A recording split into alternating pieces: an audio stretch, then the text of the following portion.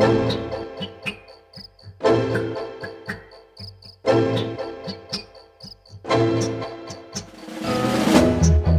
milonga de amor, hay temblor de gotán.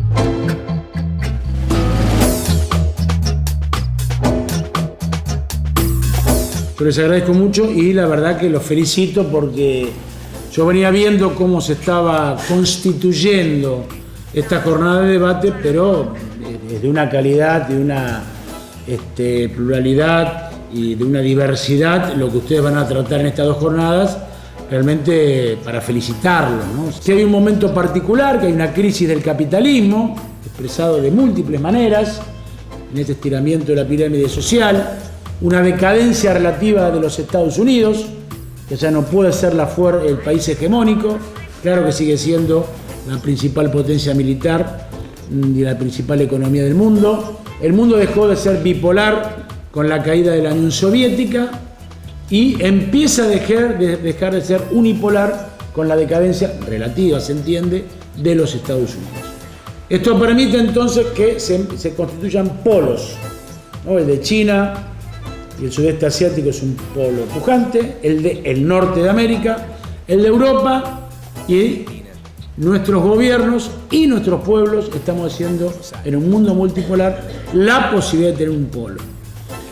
Esto tiene que ver con que hay fuertes luchas durante todo este tiempo del neoliberalismo, un neoliberalismo que fracasa en el mundo, veamos Europa si no, y las consecuencias se miden más drásticamente en nuestros países, y esto hace aquellas luchas la revisión de buscar en cada país dónde están las raíces de un proyecto popular, nacional, popular y para algunos revolucionarios.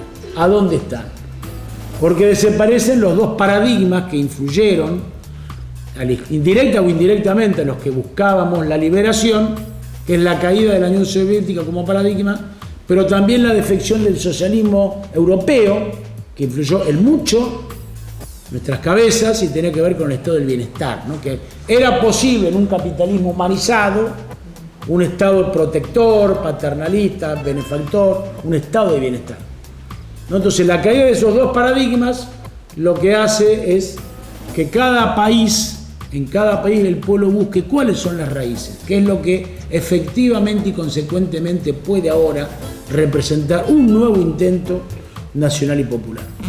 Y entonces empiezan a gestar movimientos muy particulares, todos distintos porque no podría ser de otra manera.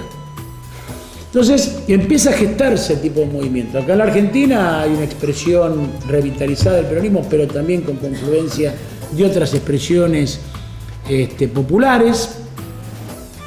En Uruguay el Frente Amplio, en fin, logra superar finalmente ese bipartidismo, un dirigente obrero en Brasil. Ahora, presidente, y voy a insistir en los minutos que me quedan con esto, porque una de las deficiencias que tiene este proceso es que este cambio de época que está muy asentado todavía en los presidentes, ¿no? Uno ve a veces en algunos fenómenos como el de Venezuela, por la salud de Chávez, con Paraguay, por la imposibilidad de ser reelecto el Lugo, la fragilidad que tiene un proceso que parece tan, vital, pero sin embargo la salud, una cláusula constitucional, capaz que nos pasa a nosotros lo mismo, podría complicar el futuro de un proceso, ¿no? Entonces, cuando llega la cumbre de Mar del Plata, y yo cuando comenzaba trataba de describir las características que iba a tener esta cumbre en Mendoza, recordaba que hasta Mar del Plata las cumbres eran anticumbres, es decir, nosotros íbamos a las cumbres para prevenir de que los presidentes nos iban a perjudicar, que lo que trataban allí, detrás de las vallas y detrás de los policías que no le permitían acercarse al pueblo, iban a intrigar contra nosotros. Entonces se hacía la anticumbre. Y en Mar del Plata se producen varios hitos históricos. Uno de ellos es que ahí la sociedad civil, es una forma, una forma de llamar a las organizaciones libres del pueblo, o a las ONG, o al pueblo, llamémoslo como querramos, hablemos ahora de sociedad civil. Mucha concurrió allí sin saber cómo iba a terminar esa jornada en el estadio. No se sabía. Hay muchos creíamos que iba a ser de festejo, porque nuestros presidentes, algunos se habían puesto a la cabeza de la representación popular, y otros sospechaban de que una vez más, las hubo muchas, íbamos a protagonizar una frustración, ¿no? Entonces estaba el estadio mundialista para un barrido, para un fregado. Ahí se dio lo que en mi opinión es la génesis, el inicio de la integración actual, ¿no? Ese 5 de noviembre, el Mar del Plata, al decirle no al ALCA, se estaba firmando el certificado de nacimiento de la integración. Porque algunos presidentes, fueron 5 y 29, le dijeron que sí al ALCA. ¿No? Fueron 5. Ahora, claro, los beneficios de ese no al ALCA, por suerte, lo disfrutan muchos pueblos de más países. Pero en aquella ocasión fueron 5, fueron con el liderazgo de Néstor Kirchner, que efectivamente comprendía lo que se estaba tratando en esa ocasión. Decirle no al ALCA era, inmediatamente sugería la pregunta, ¿sí a qué? Sí a la integración. Entonces ya ahí empieza a cambiar el Mercosur, ahí se empieza a pensar en la UNASUR, y ahí es la génesis de la posterior CELAC. También en la sociedad civil hubo un cambio. Por eso ustedes están haciendo una reunión preparatoria, como nos dijeron en la introducción, para llevarla a los presidentes. Porque considerarán que los presidentes escucharán las propuestas que ustedes le hacen. Es decir, no es un decálogo testimonial lo que ustedes van a aportar. Es un intento de ser escuchados con argumentación, no digamos con reclamos, ¿por qué no? Y con propuestas. Es un cambio a lo que nosotros veíamos viviendo antes del 2005. Seguramente ustedes considerarán, digamos, que en este debate deberán hacerlo, ¿qué es lo que se va a discutir en Río? ¿No? ¿Qué es lo que se va a discutir en Río? En cuanto afecta la salud pública, lo que se va a resolver allí. Es decir, una conferencia que va a balancear los 20 años transcurridos de la ECO 92, donde hay posiciones que evidentemente se están polarizando, ¿no? La Unión Europea planteando la economía verde, una consigna aparentemente aceptable, simpática, ¿no? Pero que se esconde detrás de ello un intento de reformular el capitalismo producto de su crisis, y tener en cuenta efectivamente que el planeta está siendo agredido de tal manera que no se puede seguir con este modo de producción. Ahora bien, no se hacen cargo de quién es el responsable de este momento del planeta. No digamos, para hablar de salud, ustedes por supuesto son especialistas en eso.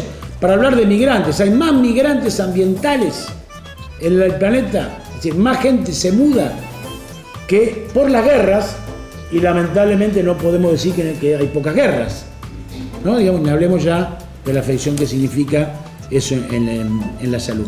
Entonces, bueno, hay un intento allí detrás de la economía verde, primero que es una responsabilidad similar, ¿no? Desconociendo que Estados Unidos emana el 32% del carbono que genera el cambio climático, no haciéndose cargo de la historia, sin ninguna remediación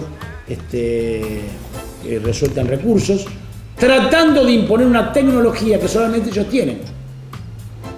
Sin transferencia de tecnología, quieren imponer que la producción sea con determinada tecnología, que efectivamente no genera más calentamiento global, pero solamente eso la tienen, y por supuesto están dispuestos a vendérnosla. Entonces, este es el momento donde nosotros marchamos esta cumbre, en este momento donde los gobiernos populares son consecuencia de muchos años de lucha, donde la sociedad civil comprende que hay que acompañar este proceso, aunque le veamos deficiencias, críticas, falencias y errores, porque sabemos que, digamos, de transitar otro camino serán peores las consecuencias para nuestro pueblo. Está claro que este no es un proceso irreversible, es un proceso que tendrá que ser continuado, Y es muy importante, bueno, justamente que en el documento que lleva arriba el gobierno argentino y en la reunión que habrá en Mendoza haya un aporte de la sociedad civil, porque solamente la integración popular como la que se vive va a ser sustentable en la medida que los pueblos comprendan que la integración tiene que ser de los pueblos. Pero claro, la preocupación por la salud pública, popular y extendida no puede darse al margen del resto de los derechos y tampoco puede darse aisladamente de un proceso popular. Así que allí comprendimos en el Consejo Consultivo que, digamos, hay que pelear fuertemente por los derechos de cada uno, pero fundamentalmente hay que pelear por los derechos de todos. Muchas gracias.